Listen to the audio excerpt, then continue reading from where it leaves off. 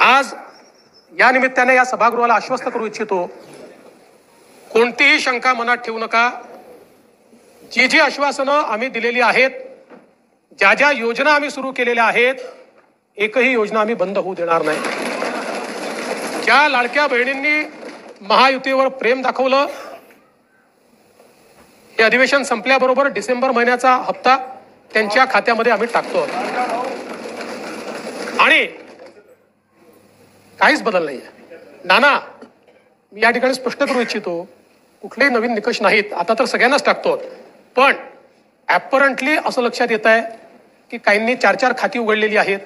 तर जसं समाजामध्ये चांगल्या प्रवृत्ती असतात, त्याच्या काही वाईट प्रवृत्ती असतात। एखादी योजना जर चुकीच्या पद्धतीने कोणी वापरत असेल तर जनतेचा पैसा आहे, तुमची आमची सगळ्यांची जबाबदारी आहे की तो योग्य प्रकारे गेला पाहिजे।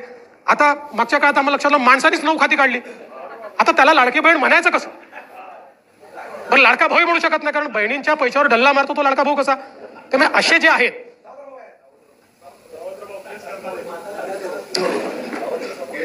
त्यामुळे शेतकऱ्यांच्या संदर्भात आम्ही दिलेली आश्वासनं असतील, युवांच्या संदर्भात दिलेली आश्वासनं असतील, ज्येष्ठांच्या संदर्भात दिलेली आश्वासनं असतील, समाजातल्या वंचितांच्या संदर्भात दिलेली आश्वासनं असतील, ही सर्व आश्वासनं या ठिकाणी आम्ही पूर्ण करणारच आहोत। आमचे मित्र भास्करराव या ठिकाणी नाही,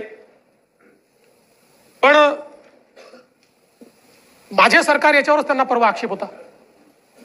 आता तसे फार हुशार आहेत ते, इतके वर्ष त्यांनी राज्यपालांचं भाषण देखील ऐकलेलं आहे, कदाचित शाळेत असताना नागरिक शास्त्राला दांडी मारत असतील ते, पण शासन जे चालतं हे मुख्यमंत्र्याच्या नावाने चालत नाही, शासन राज्यपालाच्या नावाने चालतं आणि म्हणून ते माझं सरकार असतं।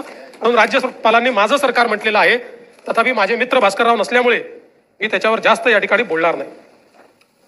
खरं म्हणजे हे जे अभूतपूर्व अशा प्रकारचं मॅन्डेट आम्हाला मिळालं,